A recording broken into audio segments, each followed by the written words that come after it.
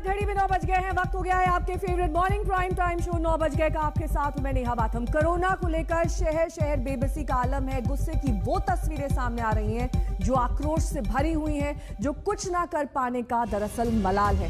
कल तक के 24 घंटे के आंकड़ों के मुताबिक देश भर में नए मामले 3.5 लाख को पार कर चुके हैं। मौत का आंकड़ा 2800 तक पहुंच चुका है। हालांकि मुंबई ने सख्त पाबंदियों की बूते नए मामलों और मौत के आंकड़ों पर कुछ हद तक काबू पा लिया है। 3 हफ्ते में पहली बार जो आंकड़े सामने आ रहे हैं, दिल्ली में केसेस घटे हैं लेकिन मौत का आंकड़ा बढ़ गया है। दिल्ली के अस्पतालों में, यूपी के अस्पतालों में दावों के बावजूद ऑक्सीजन को लेकर मरीजों की मुसीबतें कम नहीं हो रही हैं। लोग दर दर भटकने को मजबूर हैं। उधर ऑक्सीजन एक्सप्रेस से ऑक्सीजन पहुंच तो रही है लेकिन सवाल यही कि क्या ये काफी है।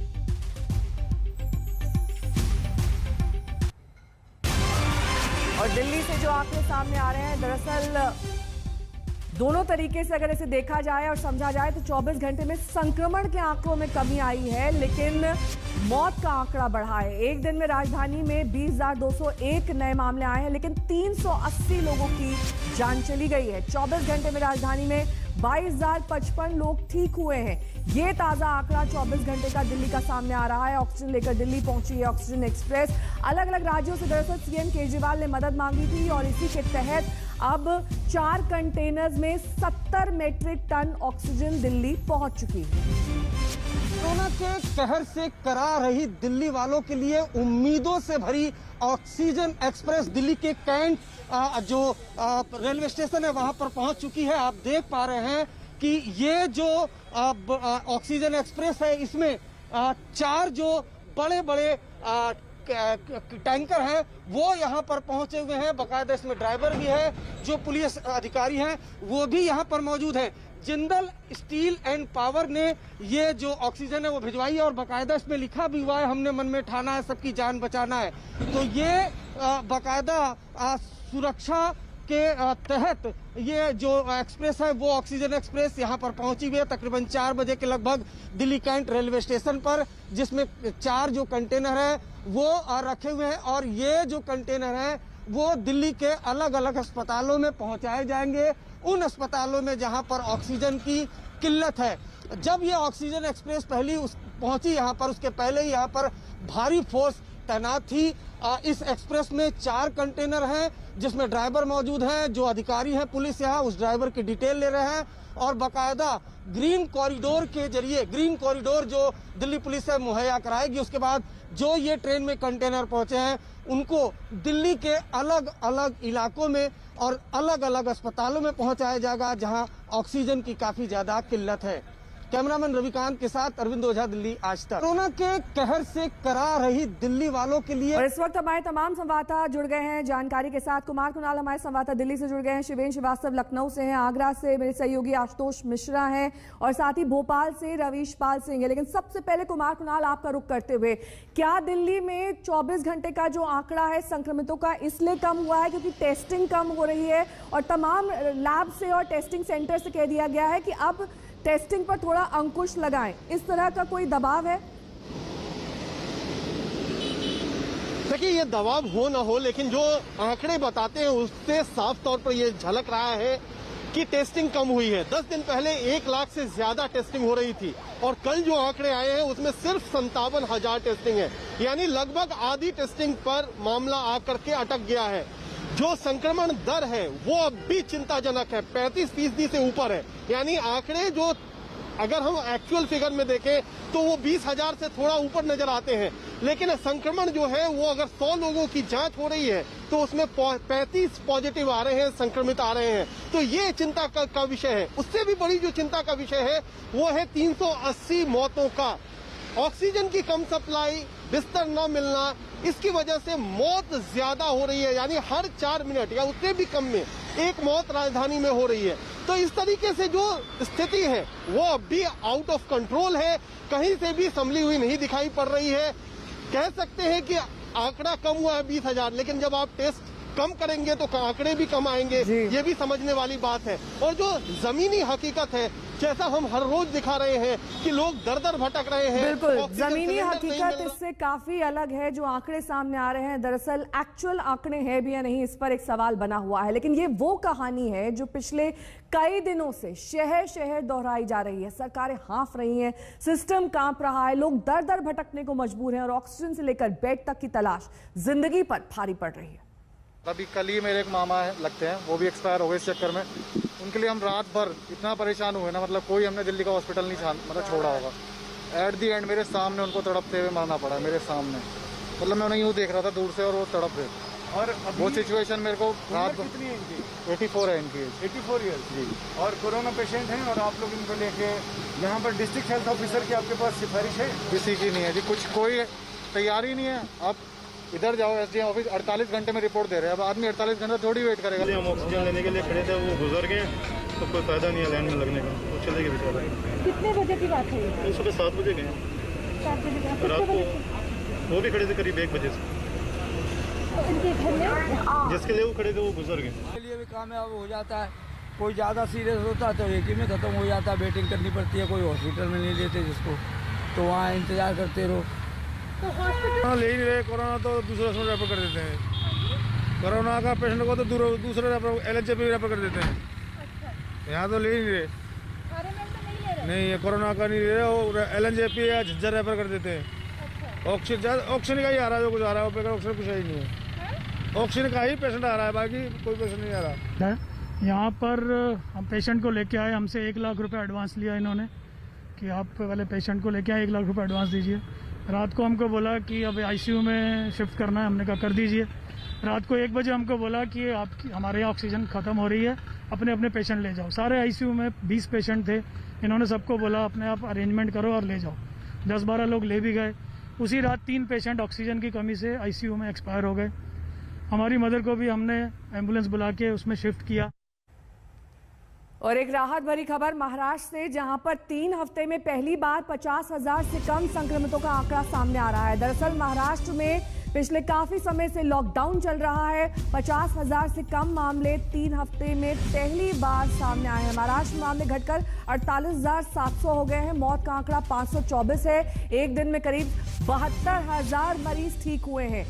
तो राज्य में एक दिन में 524 मरीजों की जान गई है। पंकज उपाध्याय हमारे संवाददाता इस वक्त तमाम जानकारी के साथ जुड़ गए हैं। पंकज, ये जो लॉकडाउन वाली स्थिति है ये अभी आगे भी लागू रह सकती है, क्योंकि इसी से एक तरीके से सरकार कंट्रोल में ला रही है आंकड़ा। जी हाँ, बिल्कुल सही कहा आपने। सरकार इसी पर विचार कर रही है कि आने वाले दिनों में क्यों ना रिस्ट्रिक्शंस को और बढ़ाया जाए, क्योंकि रिस्ट्रिक्शन जो लगाए गए हैं उनसे फायदा होता नजर आ रहा है।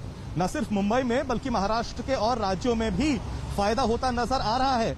आंकड़े काफी राहत देने वाले हैं। मेडिकल एक्सपर्ट्स का तो ये तक कहना है कि सेकेंड वेव की जो पीक थी शायद उसे पार कर लिया गया है और अब फ्लैटनिंग फेज शुरू हो जाएगा। लेकिन साथ ही साथ ये भी मेडिकल एक्सपर्ट्स आगाह करते हैं ये फ्लैटनिंग फेज कितने दिनों तक रहेगा ये कहना मुश्किल है। ये भी कहना कि बुरा वक्त बीत चुका है ये इस वक्त सही नहीं होगा। मुंबई की ही बात बताएं आपको तो मुंबई में अभी भी एक्टिव कंटेनमेंट जोन 100 से ऊपर है। एक्टिव सील्ड बिल्डिंग्स की संख्या भी अभी 1000 से ऊपर है। हालांकि कल अगर हमने देखा तो जो नए केसेस आए थे वो थे 3,876, लेकिन साथ साथ मौत का आंकड़ा भी 70 पे रहा है। डबलिंग रेट भी इंप्रूव हो रहा है। 62 दिन हो गया है। एक्टिव केसेस अब 70,000 के आसपास रह गए हैं। तो अगर आंकड़ा देखा जाए तो थोड़ी बहुत राहत जरूर है, लेकिन ये कहना कि मुसीबत कम हो गई है ये भी सही नहीं होगा। ठीक है, लौटूंगी मैं आपके पास पंकज। हमारे अन्य संवाददाता भी लगातार हमारे साथ जुड़ गए हैं। आशुतोष मिश्रा हमारे संवाददाता इस वक्त आगरा से हमारे साथ हैं। आशुतोष, ये किसी से छुपा नहीं हुआ है कि यूपी का हाल भी बेहाल है। वो उन राज्यों में शामिल है जहां पर सबसे ज्यादा संक्रमण और मौत का आंकड़ा है। आगरा में इस वक्त क्या ताजा स्थिति है ऑक्सीजन को लेकर, बेड्स को लेकर, वेंटिलेटर बेड्स को लेकर?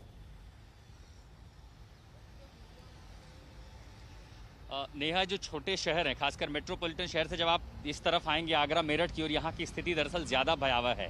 वैसे तो सरकार के लिए किल्लत किसी चीज़ की नहीं है।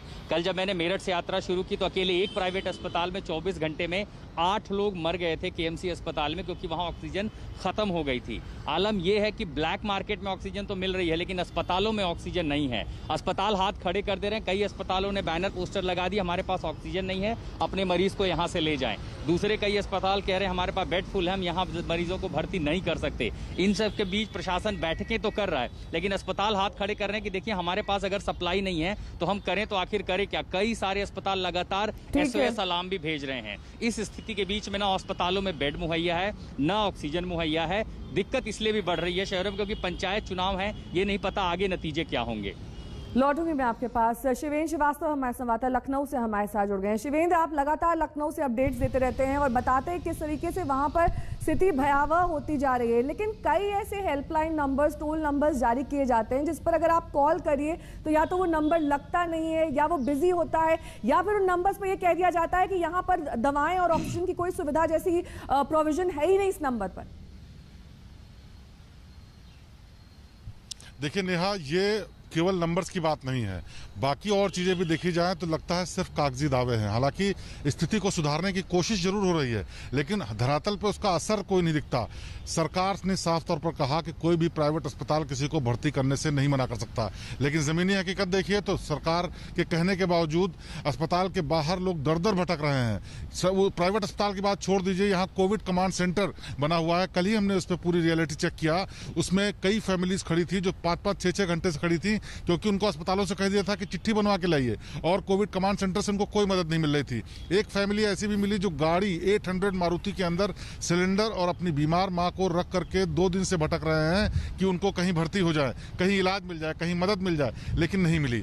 और ये हालत राजधानी लखनऊ की है। आप समझ सकते हैं कि उत्तर प्रदेश की और जिलों का क्या हाल होगा जहां पर इतनी ज्यादा मॉनिटरिंग भी नहीं है, इतनी ज्यादा प्रेशर भी नहीं है सरकार का या एडमिनिस्ट्रेशन का। ऐसे में क्या हालात होंगे। और ये जरूर है कि सरकार को अब पता चल चुका है कि स्थिति इतनी आउट ऑफ कंट्रोल है कि अगर आने वाले दिनों में आगे की भयावहता के लिए इंतजाम नहीं किया गया तो और मुश्किल होगी। इसीलिए वॉर फुट पे कुछ इंतजाम जरूर किए जा रहे हैं। सरकार ने जो DRDO की मदद से अस्पताल बना रहे हैं वो 2-3 दिन में बन जाएगा, और उसमें 500 बेड की सुविधा होगी जिससे कि मरीजों को भर्ती किया सके।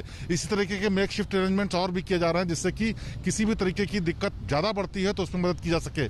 और ऑक्सीजन की सप्लाई के लिए बोकारो समेत दूसरी जगहों से भी ऑक्सीजन मंगाए जा रहे हैं, कंटेनर्स मंगाए जा रहे हैं। साथ ही साथ सरकार ने यह भी घोषणा की है कि रेमडेसिविर जो दवाई है, जो इंजेक्शन है, उसको प्राइवेट अस्पतालों में भी सरकार उसका पेमेंट करेगी, यानी फ्री लगेगी। तो ये सब सुविधाएं की जा रही, लेकिन सरकार पेमेंट तब करेगी जब रेमडेसिविर अवेलेबल होगा, क्योंकि तमाम जगहों पर रेमडेसिविर मिल ही नहीं रहा है। किसी भी काउंटर पर आप जाइए, कहीं भी पता करिए, रेमडेसिविर की भारी कमी देखी जा रही है, क्योंकि कई ऐसे डॉक्टर्स हैं जिन्होंने प्रिस्क्रिप्शन में रेमडेसिविर लिख रखा है।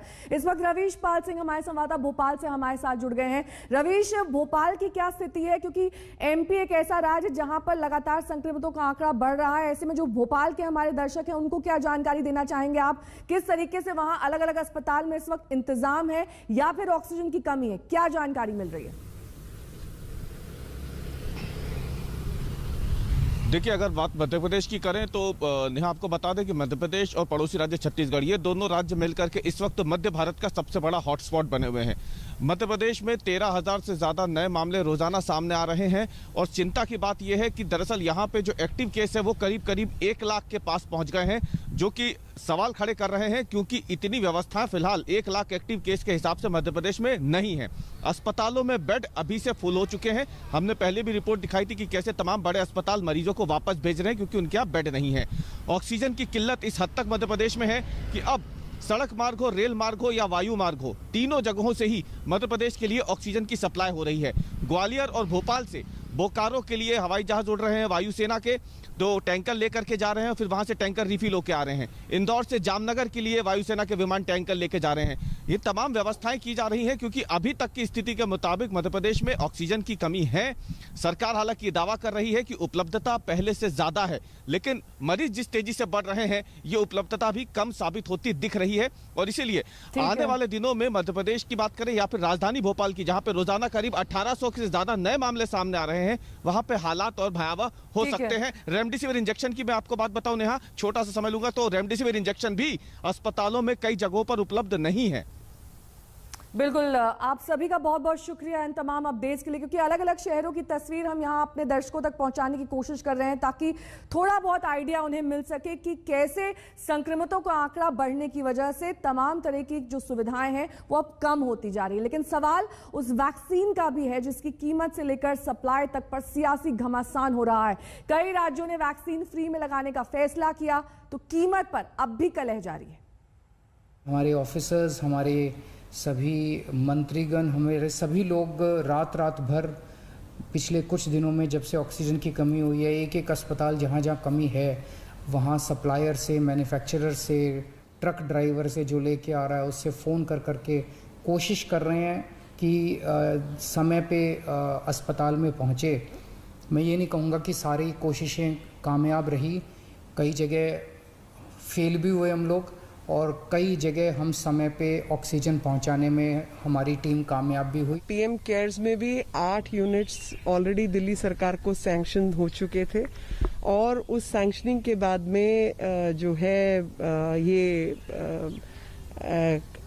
काम नहीं हुआ और दिसंबर से अब तक, जबकि इनका पहले सैंक्शन हुआ, उत्तर प्रदेश सरकार का बाद में हुआ है, बावजूद उसके उत्तर प्रदेश सरकार ने अपने नियम अनुसार ये पीएम केयर्स वाले पैसे से ऑक्सीजन के कुछ यूनिट्स खड़े कर लिए, दिल्ली सरकार ने नहीं किए। और 15 अप्रैल तक तो मुख्यमंत्री कह रहे थे कि हमें दिल्ली में कोई दिक्कत नहीं है ऑक्सीजन की और 17 से प्रॉब्लम शुरू। इसका मतलब कहीं ना कहीं प्लानिंग का अभाव और दूरदृष्टि और सोच का अभाव। ब्रेक के बाद एक बार फिर आप सभी का स्वागत है। कोरोना से बनी परिस्थितियों में भारत की मदद के लिए आगे आए अमेरिका के राष्ट्रपति जो बाइडेन से प्रधानमंत्री नरेंद्र मोदी ने कल बातचीत की। प्रधानमंत्री ने जहां अमेरिकी मदद के लिए बाइडेन का शुक्रिया अदा किया, वहीं वैक्सीन निर्माण में काम आने वाला कच्चे माल के सप्लाई चेन पर दोनों नेताओं के बीच फोन पर बातचीत हुई। कोविड डिप्लोमेसी के मद्देनजर प्रधानमंत्री नरेंद्र मोदी बाइडेन की ये बातचीत को अहम माना जा रहा है।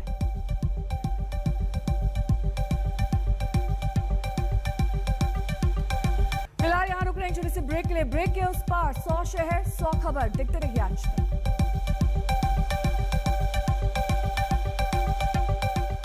नमस्कार, मैं हूं अंजना ओम कश्यप। हमें उम्मीद है ये वीडियो आपको पसंद आया होगा।